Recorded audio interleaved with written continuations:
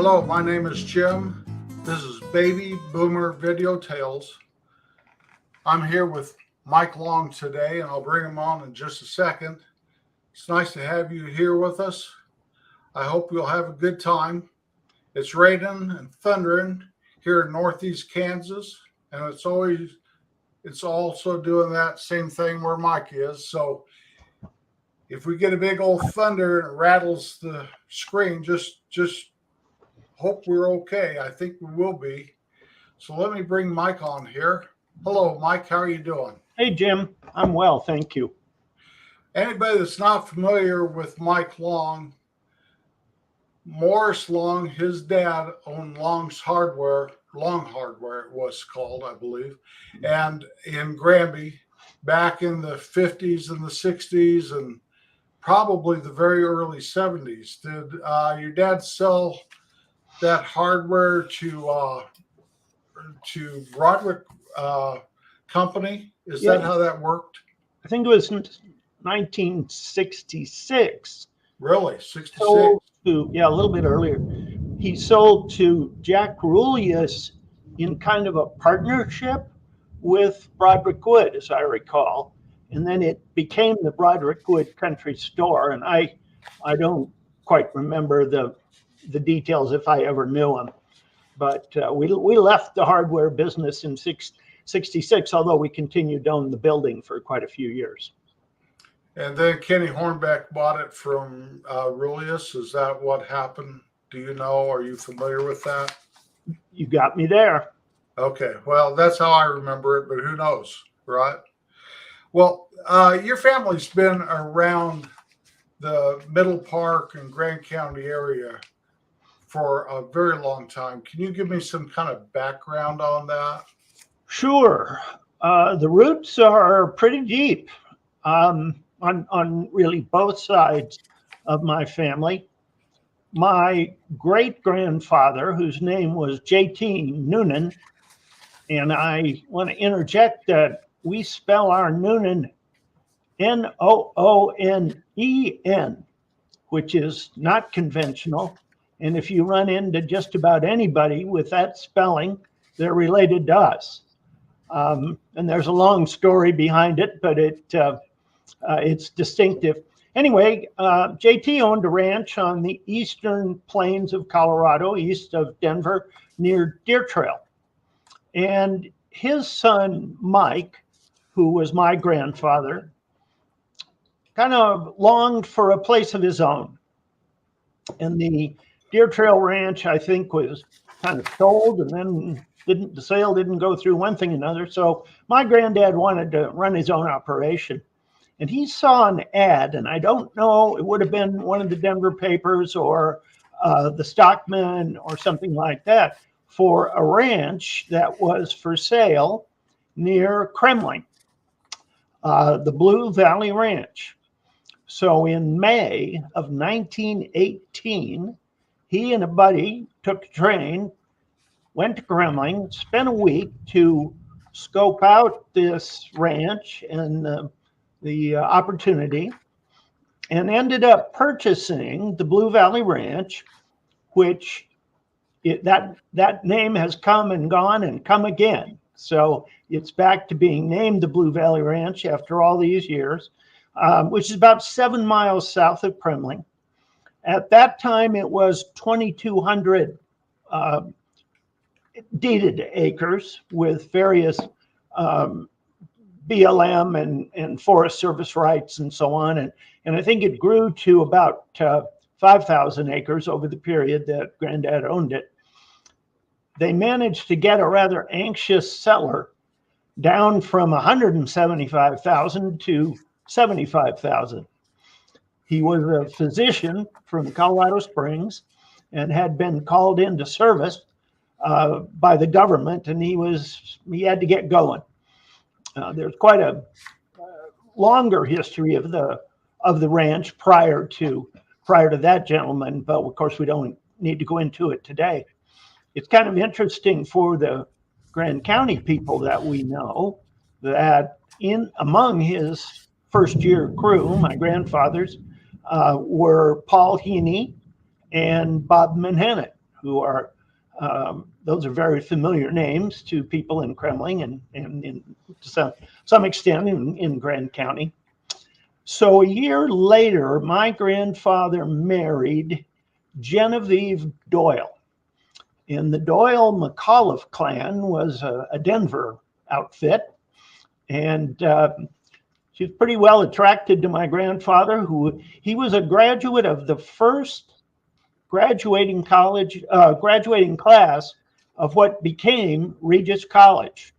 It was then called Sacred Heart College, and it was in Sedalia. So he was an educated man, and as it turned out, quite a distinguished man. In any event, he married Genevieve Doyle, and a year later, my mother, Dorothy Jean Noonan, was born, the first of 6 Noonan offspring. And we always, in the family, said Jean, John, Jim, Bill, Mary Kay, and Mike, just to keep the cadence, remember all the uncles and aunt. My mother's name, she never liked the name Dorothy, and her middle name had been written variously as Jean and Jeanne. She didn't like either one of them, so she took the first 4 letters of my grandmother's name, Genevieve, and she was Jean Long for all of her life. And those who knew her knew to spell it that way. Well, how did the Longs get to Granby from Kremling? How did that happen? All right, so this puts the Noonans in what I've told you so far, puts the Noonans in Kremling. Now, my dad was in South Dakota. He was born in 1905. His father had a contract to provide all the timbers for the Homestake Gold Mine, world famous. And he was known to have the best logging operation in the Black Hills of South Dakota. But he was a terrible businessman. And my dad had worked in his various camps and became extremely frustrated. And when his dad wouldn't let him take over the operation, he left South Dakota in 1926 in a Model T, headed to Colorado with a buddy. Their tires blew out in southwestern Colorado, and for the next period of time, he worked in the timber around Del Norte. At some point, he took a job, or had a job for some time, with the New Mexico Lumber Company, and they promoted him to their operation in Fraser. So that gets both my mother and dad into proximity of each other, if you will. So, and I can take it on to tell you how they got to Granby, but that puts both of them in shooting distance of each other. well, if I remember, we chatted yesterday for a short time, and you're getting a lot more thunder than I am. I'll tell you that right now. I hope it's ruining things. Yeah, it's all good. It's just thunder. Yesterday you said that your dad he was kind of a investor at Middle Park Auto with Glenn Farrell, but he was delivering a car up to the Noonans. Yeah. And what happened there? Yeah, he was a partner with Glenn Farrell in Middle Park Auto, which was the Ford dealership. And of course, everybody in the town and county called it the Ford Garage. My grandfather, Mike Noonan, ordered a new Mercury automobile. And of course, a small town dealership doesn't have many cars, if any, on the lot, so to speak, any new ones. So that car came in from Detroit, I suppose. And my dad drove it up to Kremling to the ranch to deliver it. And I don't know how well he had known the family before, but in any event, on that trip, he was quite taken with my grandmother, Genevieve Noonan. And they were quite close in age. But and she was a character. She really was a character. But of course, she was spoken for. And they had a peach of a daughter named Jean Long, as it turned out, or Jean Noonan. And one thing led to another. And about a year later, I think it was a year later, they were married. And I'm a little fuzzy about when my dad got to Granby. It could have been earlier, but the best time I've been able to pin it down to is 1939. 1939. When did he open the hardware store? Do you know that? Well, there were steps along the way, and he was several things happened. The first, he and Glenn have an off and on relationship. My dad was a pretty exacting person, and although he kept his interest in Middle Park Auto, he went back to Fraser and worked at the Koppers Company. Koppers then owned the pole mill and logging operations in Fraser. And around the war years, he was sent by Koppers with my mother to the east to buy poles, timber for poles for the war effort. And they're kind of a funny story. They had never been in the east. They wanted to see a little bit of the country, but gas was rationed. But you were allowed, if you had a certain card, that if you were going out for groceries, that was okay. And they had that card because they were critical to the war effort, deemed critical. And so they drove all around the east with a bag of groceries in the back seat. Got to see a lot of stuff. During the war, they brought him back to Fraser, and my mom and dad lived there, and he was the supervisor of the Koppers pole mill and the German prisoners of war who worked in the timber. And there are many, there's a lot of, I shouldn't say there's a lot, there's not enough documentation about the German prisoner of war camp. And when my dad died, he was one of the last people with firsthand knowledge, but he did pass on a good deal of information and a lot of kind of treasures and things from those years to the Grand County Historical Society, and a bunch of it is on display in Hot Sulphur Springs in the museum there. Didn't those prisoners have a lot of freedom and privileges? Like they could go to the movies and stuff like that? Certainly compared to what you would think, they did.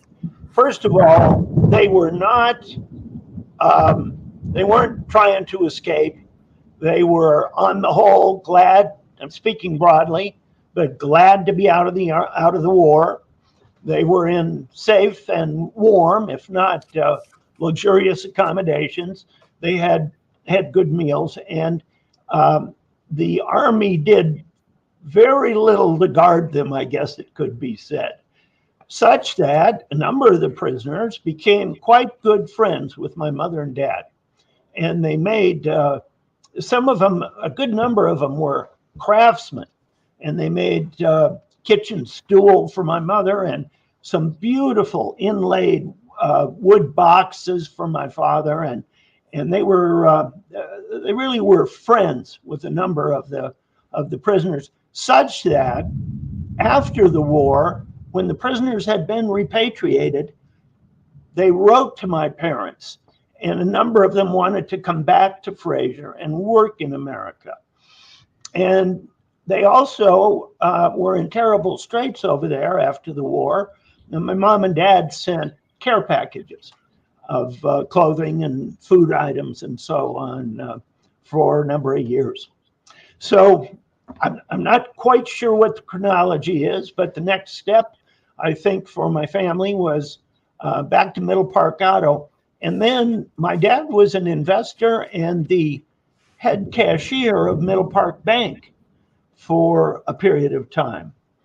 And I think he did not get along well with Russ Jennings, was the president of the bank, and they saw things in different ways. And the next step then was purchase of the hardware store from Mr. Wright. And it was Wright Hardware at that time and became Long Hardware. And I can't tell you today exactly what year that was. My earliest memories are Long Hardware and Kent's Market before Ken Johnson bought it, side by side. And probably that goes back to 56, 57, 58. And yeah, there.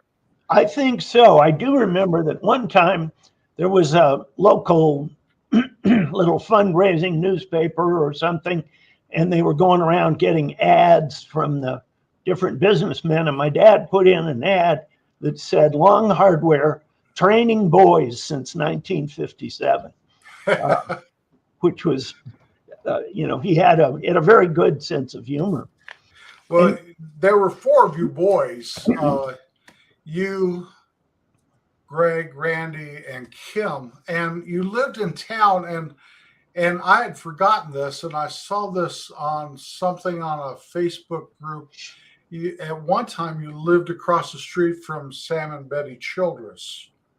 Yes. When we lived at 2nd and Jasper, I don't know that anyone in those days knew their house number, but that was one block off Main Street. And the telephone company building, which was the most significant building in town, possibly with the exception of my dad's building, was directly across the street, and next to them lived Sam and Betty Childress. And we used to have a great time because the telephone company was the only one that had sidewalks, over in the residential area. So the Childress kids and the Miners and the Longs and assorted neighbors, we had a heck of a time riding our bikes on the sidewalks around the telephone company building. I remember doing that. Yeah. Yeah, it was either that or Main Street. Right, because the side streets weren't paved in those days. And my mom forbade me to ride my bike on Main Street. I would do it anyway, but but so Highway 40 traffic in the summer, you better not be riding in those days. Yeah. They cruise through town 40, 50 miles an hour. Yeah. 4-lane road. Yeah. So you worked in the hardware store in the summers, without a doubt, you and your two older brothers. I can't remember Kim working there, but he was quite a bit younger. Yeah, we all worked in the store in some capacity. Your first job was janitor, and that meant getting up. We opened at 8 a.m., so that meant getting up and being at the store about 6:30, which wasn't fun for a 11 or 12-year-old kid, but that was the first job, and you got paid 50 cents a day. And that's pretty good, actually, if you think about it. It wasn't bad. And that was just do the sweeping and the cleaning and so on. And then you graduated to clerk, hardware clerk, as you got a little older and could see over the front counter.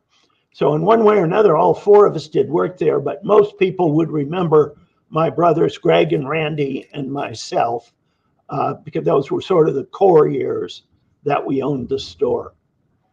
Yeah, like I told you yesterday, I remember, I'm sure it was you. It may have been Randy. I don't think it was Greg.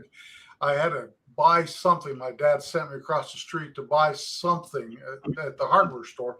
And we went down in the basement, and I was amazed of all those big, tall shelves. And you guys knew where to go to find what I needed. I remember that to this day. Well, I think, my dad was immensely proud of that store and should have been. He ran it in probably benchmark fashion. I'll tell you a quick kind of side story. Many years later, I was director of admissions at a school, and a family came in to see about having their son come into our school, and turned out they owned a hardware store in Colorado. And I said, well, I grew up in a hardware store in Colorado. And they looked down at my nameplate and they said, well, wait a minute. It was your dad, Morris Long? And I said, well, yeah. And it turned out that the regional representative used to talk up my dad all around the state. This is the way Morris does it. This is the way Morris does it. But in any case, you're right. We had a huge stock. It had to be both broad and tall and wide, because we were catering to, I shouldn't say catering to, our customers were quite varied. We had the local people who depended on us for anything a person might go to the hardware store for. We had the local contractors, electrical and building contractors, and so on. And we had to have significant stocks, perhaps more than the average. I mean, we weren't Home Depot, but we had to have more than the average stock of electrical supplies and of course, millions and millions of nails and that type of thing. We had 1,322 colors of Comac paint. At least you could make that many colors by putting the tubes and so on in. And in that basement, which you mentioned, once my dad bought the building, we expanded into the basement. And gosh, there was two of everything down there. The tourists, who were another subgroup of customers, they'd come in and they'd say, you wouldn't happen to have a gold pan anywhere down in the basement? And we'd look kind of, quizzical and said, well, we might. Well, we bought them by the dozens. And that same thing was true of kerosene lamps. And we had the three parts that you put together, and they'd be so tickled that they'd found this treasure, and it was all just like the pioneers. Yeah. It was all normal stuff for us. And I think I mentioned to you yesterday that that building was a significant building when it was built, and I've got to run this down sometime, but I have heard that when it was originally built, it was, let's call it the most significant brick building between Denver and Salt Lake City. Now, it's a big brick building instead of a wood structure. That's right. And the basement was so long that we set up a bullet trap down there, and we do target practice at night with rifles, which I told you. To tell about it, yeah. I think the statute of limitations has probably passed, so I can admit to that. Yeah, I'm sure Vern was very aware of it anyway, so you're okay.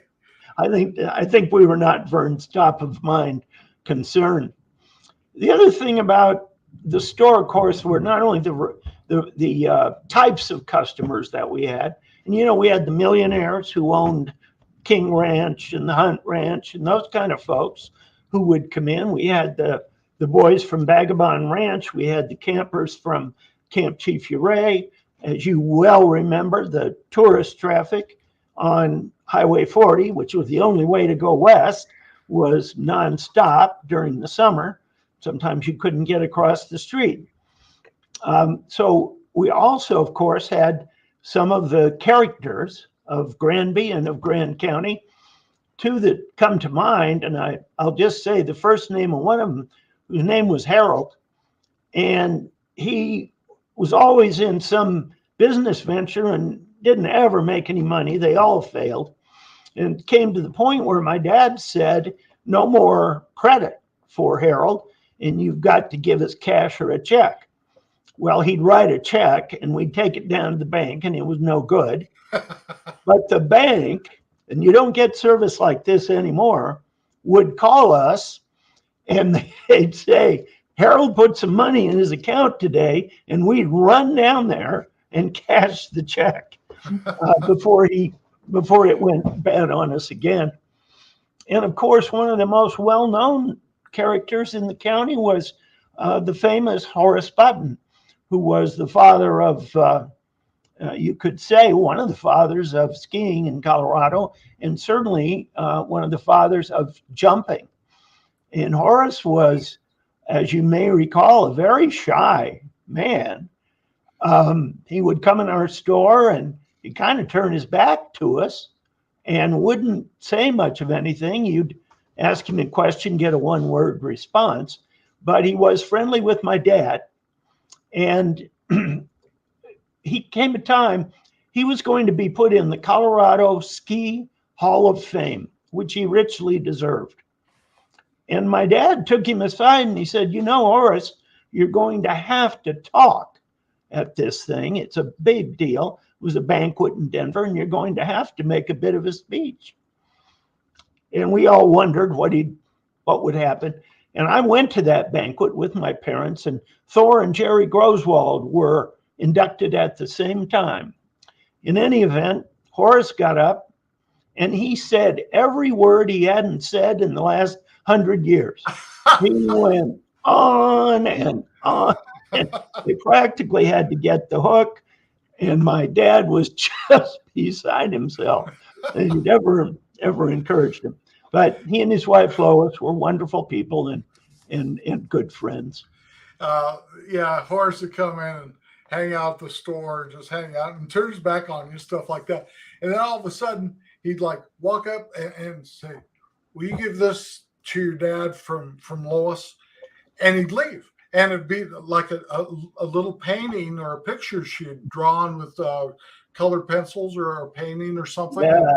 And you know, he was just so mild-mannered and shy, but he was really one of the most cherished people that ever came out of Grant County, in my opinion.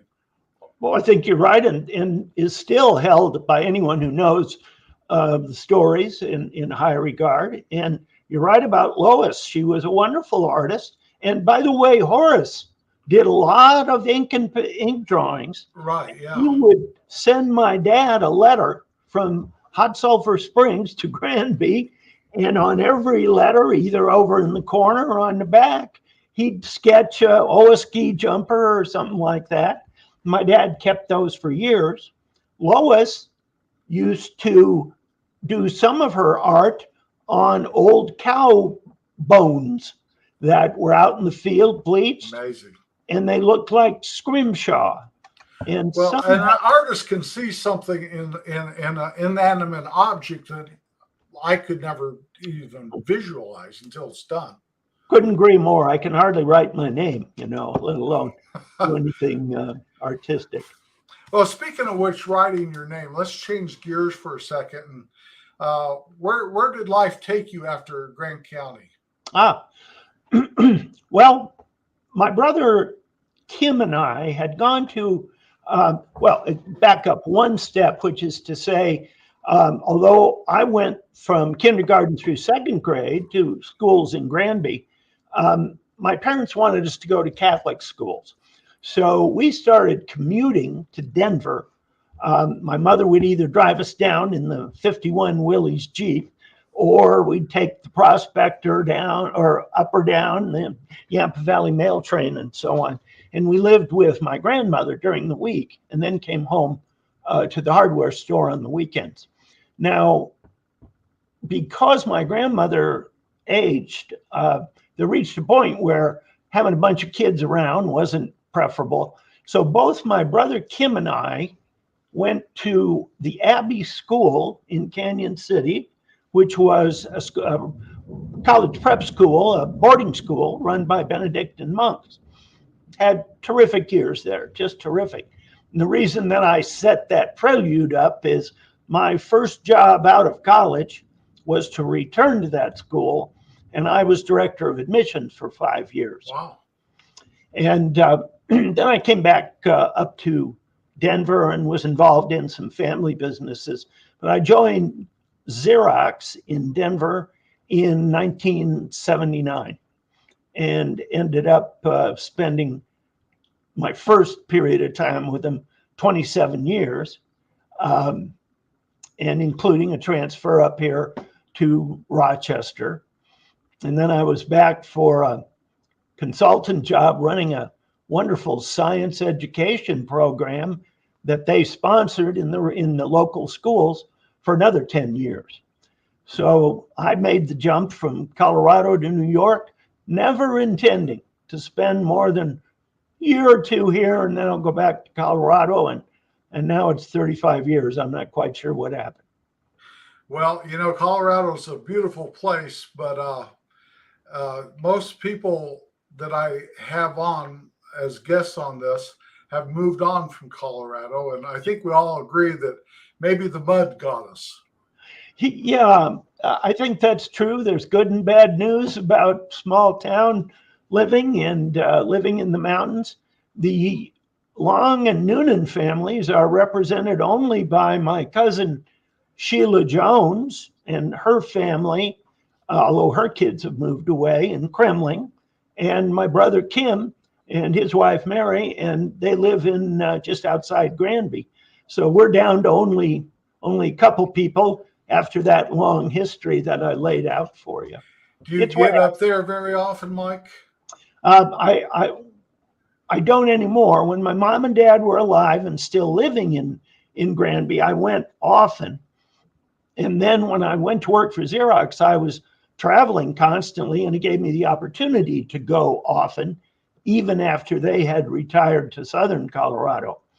But now it's been about 6 years since I've been back, one thing and another, including some back surgeries and things have kept me off the road.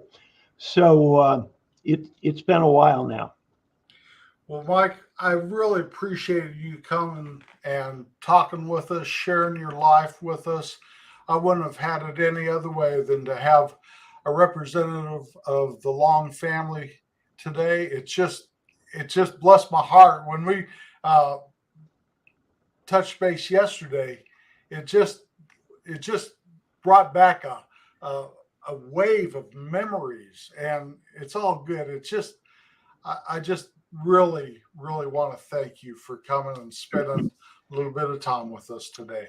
I've been happy to be here, and I have the same warm memories of Don's Market in both of its incarnations, and your dad, and someday we'll have to talk about that as well. Well, if you're ever in northeastern Kansas, come see me. I've got room enough. I'll have you mow some grass if you'd like. Okay. Okay, Mike, thank you. I'm gonna send you away now. Thank you so very much for spending time with us. My pleasure, Jim. Okay, that was Mike Long, his brothers Greg, Randy, Kim, his mom and dad, Morris and Jean. It was quite a place to grow up in that little town, north central Colorado mountains, 8,000 feet above sea level, 9 months of winter. And yeah, there was mud in the spring. There really was. Always be kind. It's the very best way to be. I'll be back next week or 2 weeks or 3 weeks, whatever. Peace out.